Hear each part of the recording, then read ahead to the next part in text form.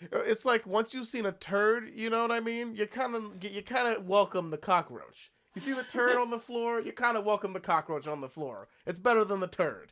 Yo, microphone check. We get a microphone check. Give it a microphone. So, so the first movie that we're going to talk about is Rise of Skywalker, which was a bunch of fun, which was a whole slew of fun. What did you actually end up thinking of that movie? Okay, so Rise of Skywalker was the first Star Wars film I've ever seen, and I thought it was pretty good. Okay, all right. You know, like 50% of other people did not agree with you. I mean, I also had, like, it's a trilogy.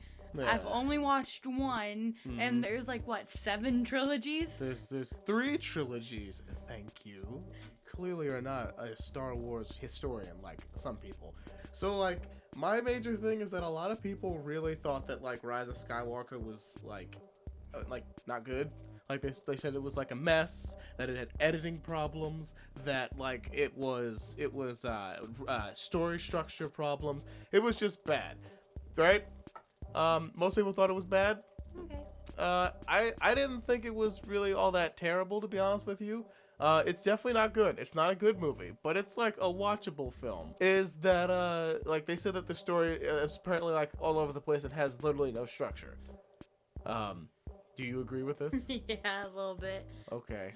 Because I just, in the beginning of the movie, we bounce around from, like, one planet to another planet, and if you feel like me, who this is the first Star Wars you've ever watched, it kind of doesn't make sense. Because I don't know when you're moving to a different planet, because it goes from spaceship to planet to other planet where Rey's doing funny rocky things. Right. Okay, fair enough. If you would allow me to, I would like to give a minor defense, okay, of this situation.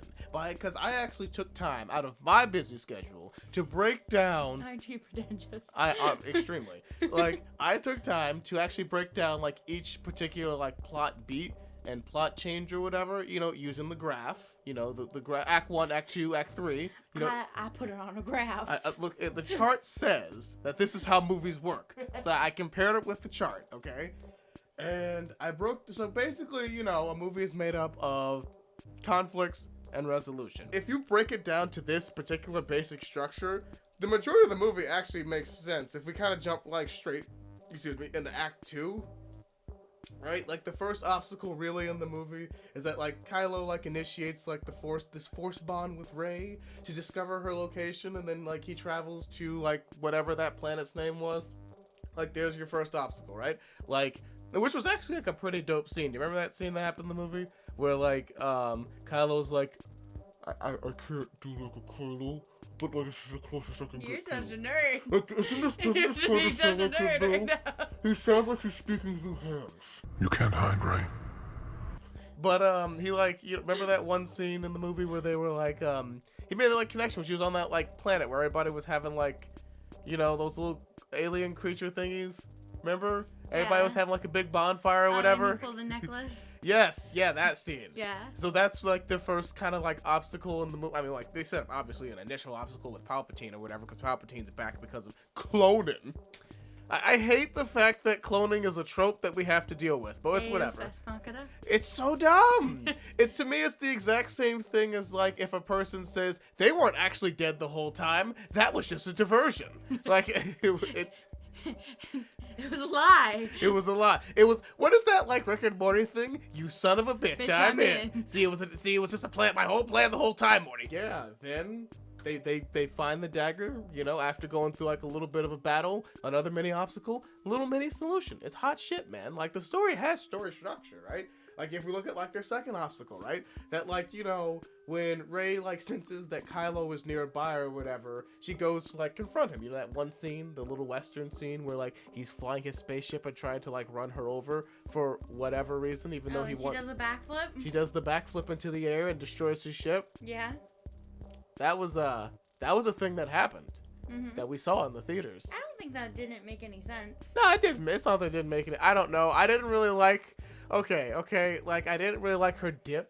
Like, the little dip thing that she did. No, when she turned backwards. Yeah, Yeah, that was kind of funny. I don't know, that's kind of goofy. It was a little goofy. Yeah, I don't know. It was a little weird that she turned backwards to run to do a flip.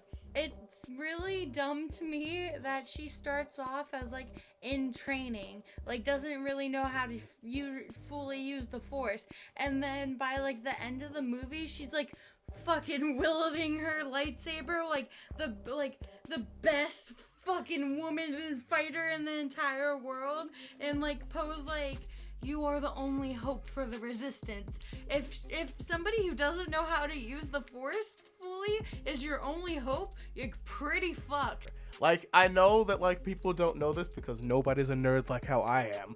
But, like, in the actual, like, comics and extra, like, expanded universe shit. No, we're just talking about this movie. Don't you bring expanded universe. I'm just saying that that's how people... Because, okay, even in the first movie... You are irrelevant here. You didn't see it, but even in the first movie, like, he, like, says, use the Force, let the Force guide you, right? When he's using the lightsaber, when Luke is training with the lightsaber and the little ball, the little shooty ball thing. Like, What the hell are you talking about? I can't pull it up for you right now, even though I probably could. Actually, you know what? Real quick, that's what I'm gonna do. That's what I'm gonna do right now. I'm pulling up the ball. You asked for balls, I'm showing you balls. We have Luke Skywalker training, and then Obi-Wan. Obi-Wan Kenobi. Okay, so there's this scene, right? And I'm gonna be quiet so that this scene plays. Are you alright? What's wrong? I felt a great disturbance in the Force, as if millions of voices suddenly cried out in terror This ain't the and thing. were suddenly silenced. This ain't the thing, dog. I fear something When they say terrible has voice, happened. do they actually mean pants? You Wait, better this is the get thing. up. They say Also force obeys your pants. commands. See, look. So he keeps getting shot, right? Because he's trying to use his brain to wield a Wookiee lightsaber. religions and ancient weapons are no match for a good blaster. Okay, if you only used your brain and not the Force to believe in wield a the Force, do lightsaber, you? wouldn't your hand get cut off? Well, he's still learning. Ha! It's a training situation. Check me. It's a training situation, okay? We're getting caught up, all right? We're getting caught up. You're getting caught up. 1v1 me, scrub. Is Right. it just me, or is this all children's Listen. movies that don't actually matter? Then there's structure number 2, right? Every scene leads into the next scene. Not everything is motivated, obviously, because you have, like, Palpatine comes out of literally nowhere. He has a fleet of Star Killers that literally comes out of nowhere.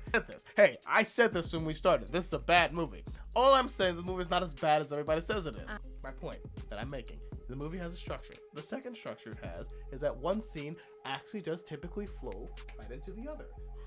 It's called the therefore and but structure. You've heard of this from possibly the South Park boys. You know them. You know No. them. You know the South Park homies. No, I don't. Yeah. And when you've seen as many bad movies as I've seen that sometimes have nothing, it's nice to at least see something, okay?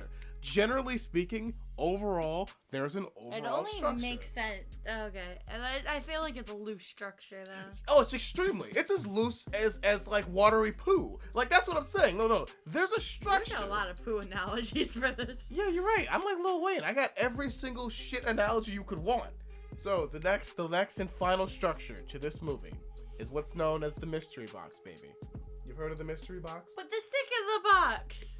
Yeah, it's kind of like that. Sorry. It's kind of like that. You know, it is kind of like that.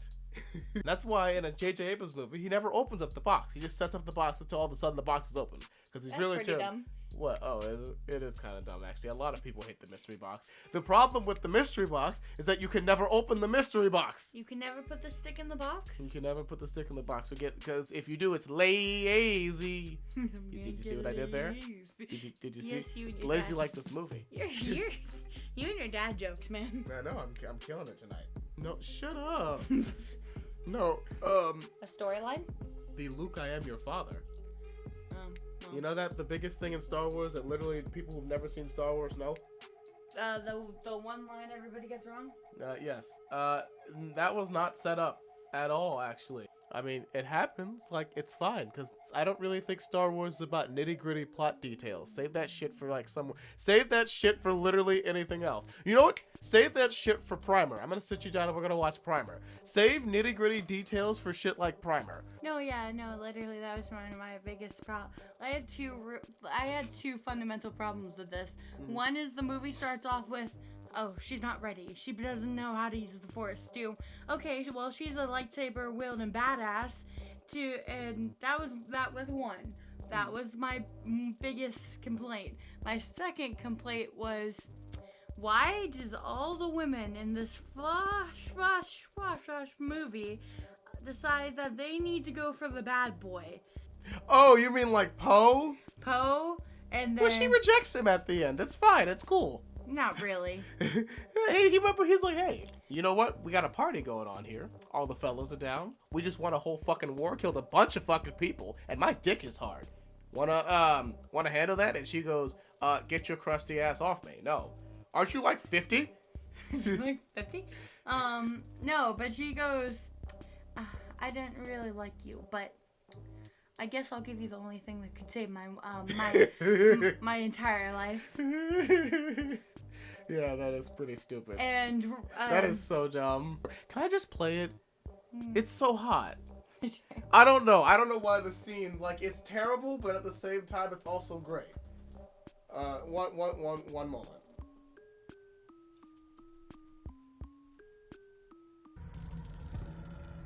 Snoke trained you well. I killed Snoke. He killed Snoke. I'll kill you. He'll kill you. My boy. I made Snoke.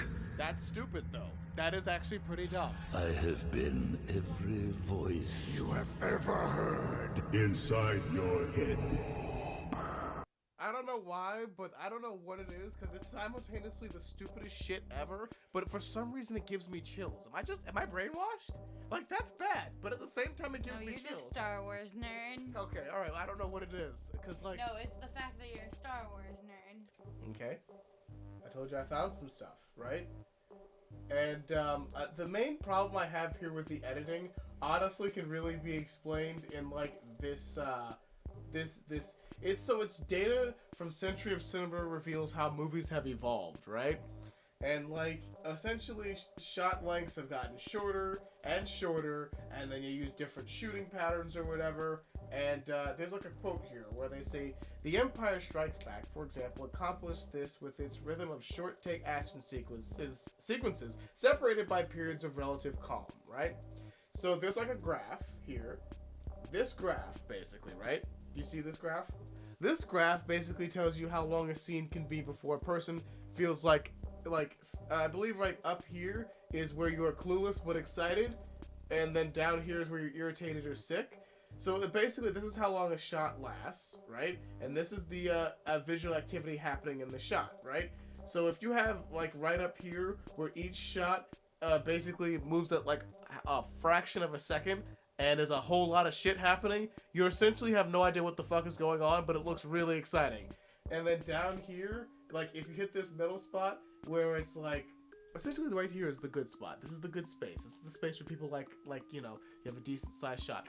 Star Wars could be like that Pokemon episode that gave people seizures. Like, this thing is so frenetic, and the shot lengths are so short. It's just like the editing itself is just not very good. Not a lot of scenes are given time to, like, breathe and, like, have a moment for you to actually reflect on them, to take in the atmosphere of what's actually happening. I mean, there's this thing. You've heard of Colin Trevorrow, right? This thing that exists is a Colin Trevorrow. So Colin Trevorrow is a director I really don't like, but it's fine. He was supposed to originally make this movie that we saw, right? Mm-hmm. It was gonna be called Star Wars: Duel of Fates, and allegedly, the script was leaked on Reddit, right? So can I show you some concept art real quick? Mm-hmm. So this concept art is actually pretty sweet. This is the stuff that this wasn't leaked. This is actually what the director said the movie was supposed to look like. Is that cool? Yeah, it looks like real art. Yeah, it's actually pretty sweet. So Wait, they would have done animation? No, it wouldn't. No, this is how movies are made. They do concept art first, and then they make the movie. Oh, okay. These are just like to get a general sense or theme of like how the movie's gonna go. You know what I mean? Okay. So there's some concept art right there, right? I don't know what the hell that is. But Luke's Force Ghost would have continued to train Rey in this version of the movie, and they can be seen on this planet called Korolev. And then you see she makes like her double lightsaber or whatever, and like uses to fight, you know, stormtroopers or whatever. I think honestly, I really think that like, oh, this is another thing that they do. So you see that they use like a lightsaber guillotine. Sweet. Yeah, I don't know. I thought That's actually kind of dope. Yeah, I think that's pretty sweet. Then the Millennium Falcon travels to this planet called Bonadon, right? Yeah. Okay, I'm gonna skip that. But look at that. That looks cool. Like cool art. I like art. They would have had like a fight on here. Called the Knights of Ren. Bonatron. Like where the Knights of Ren would have fought them or whatever. And then like, okay, this creature to me has like one of the coolest Star Wars designs I've ever seen. I would have really liked to have seen this in like a No, you don't like it? You think it looks ugly? Looks like praying mantis. Yeah, isn't that cool? No. So then, like, Kylo Ren would have, like, battled, like, Darth Vader in, like, a, like, symbolic, like, you know, thematic scene or whatever. And I believe he was supposed to lose, actually.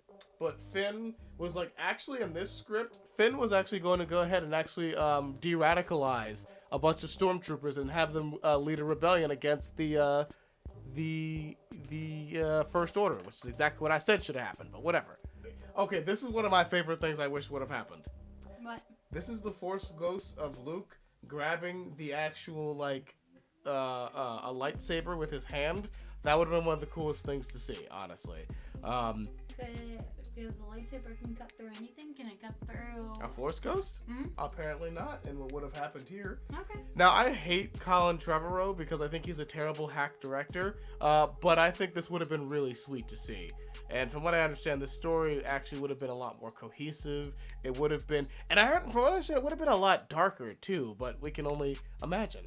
I honestly, the critic scores are just a little too academic and a little too based, so I thought it'd be really funny to go through all the audience stuff. It felt like a child wrote the ending based on things they remembered from the other films. Didn't follow the last film, and had so many plot holes in the film, it was like, it was akin to lace. Also, the characters in the films had relatively unexplained changes of heart. Another person said, watching whole last 3 movies was so cringe that I literally feel bad. It was the most senseless, boring shit ever, full of sentimental pictures and etc. Damn. And then a person who gave it 4.5 stars said the effects were cool and with cool action. These are the people that watch these movies, baby.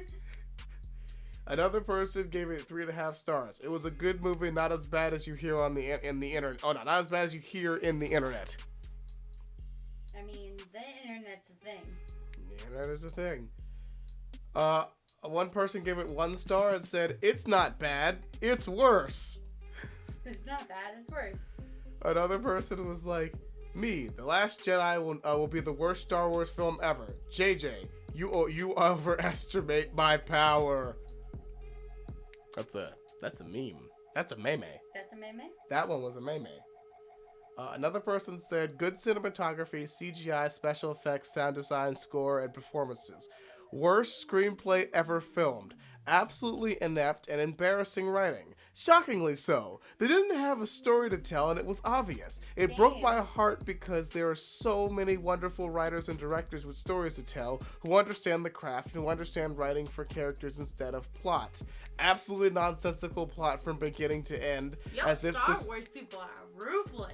Kinda. That's the reason why I wanted to give like a better balanced like version of this, because I don't like when people go, there was no plot, this made no sense, nothing happened, this wasn't art. Like, yeah, this was art. Like, guys, like, this is art. This is how art is made. Like, how are you gonna be able to tell stuff that's like skillful art versus bullshit art? Like, this is art, it's just not very well crafted art. Yeah, so cells at work.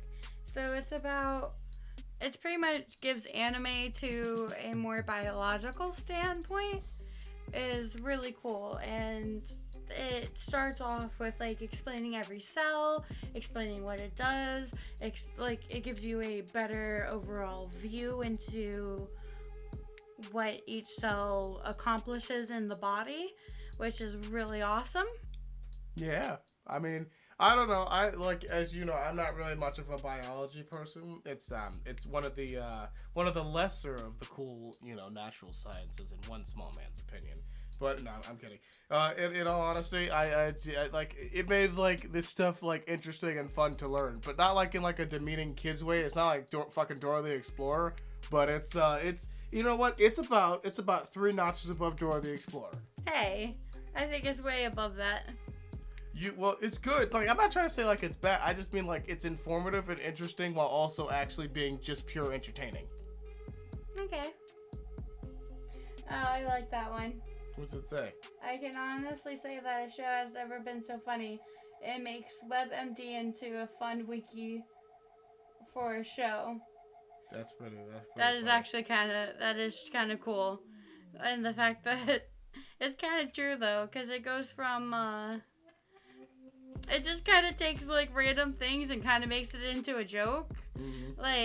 Like when the cells get a scrape and the platelets come and round up all the red blood cells and make them into like a blood clot. Yeah. It's right. It would be like if you like, it would be the same answers you would get if you like search WebMD for like how does a cut form. Right. It's pretty funny. Yeah. Yeah, it's like I said, it's like, I don't know, like it's informative and interesting, right? Review was like, it's Osmosis Jones, but I think it's way better than Osmosis Jones. Yeah, Osmosis Jones is kind of bad. It is pretty bad because this anime gives it more in depth. Like it tells you exactly what a red blood cell is, what it does. It tells you all the different types of white blood cells, the different types of platelets. It tells you pretty much everything you need to know for basic biological knowledge. And it's something that's what's that movie called? Osmosis Jones doesn't do. Right. Osmosis Jones just kind of appears and does his thing, but like it doesn't explain to you why those cells are there or what those different functions do for the body, but Cells at Work does. Like you can see the benefits of having a cough or the benefits of what like your circulatory system does for you. It even shows you what your hormone system does for you with the B cells. Mm. B cells like create hormone. B cells, which are not T cells. You're right. Biologists did get really lazy, and we're just like, we'll just throw in a whole bunch of words to get A, B, C, D. Yeah. Letters are good. We like letters. And then naive T cells and mature T cells and. Why didn't they say like mature like isn't like the opposite of like mature like infant or something? Why didn't they say infant cell? I think naive is pretty okay. Is it okay? Yeah, I didn't see a problem with it. Wait, what's like an antonym for mature? Hang on a second. Mature antonym. Wait, no, that's what I want. I want the opposite. Oh, yeah, why don't they just call it an immature T cell and a mature T cell? Oh, okay. You see what I mean? I don't know. Biologists are interesting when they name stuff. They're just like, is really funny. Yeah. And then, but it also has that, like, those cute, like, anime tropes of, like, senpai! And, like, and a whole bunch of, like, normal, like, anime tropes of, like, different how you do things. And, like, the voice actress, I have to admit, she is not my favorite. She kind of plays one-note character. Don't get me wrong, she's really good. She just plays one-note characters. Just like another thing that she's really famous for is this character in a pretty popular anime called Fairy Tail. she is the voice actress for the character named Lucy, and it's kind of the same character, like the like a little bit of ditzy, upbeat, cheery, go with the flow kind of cheerleadery type, and that seems to be like her niche. Like, so you could say she was typecast. Yeah, I think cast of the type. she is kind of typecasted as that, like, you know, the ditzy, cute, like funny, like the guy's girl kind of thing. Mm-hmm. Yeah, but other than those things, I think it's a really good anime, and I think it's a really fun way to incorporate the human body into like knowledge, and do it better than like Osmosis Jones. Yeah, Osmosis Jones was bad. Okay, thank you everybody for joining us for this, our review, our first review actually. We're really excited and really proud of this one. If you like this, please, follow and all that good stuff. This is Spreaker that you're listening on, or on YouTube maybe, possibly, I don't know, wherever you come from.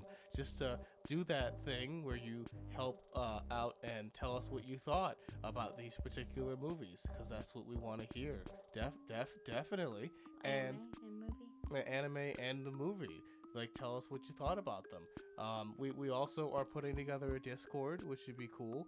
So all this stuff will be yours and more for the low price of your ear holes.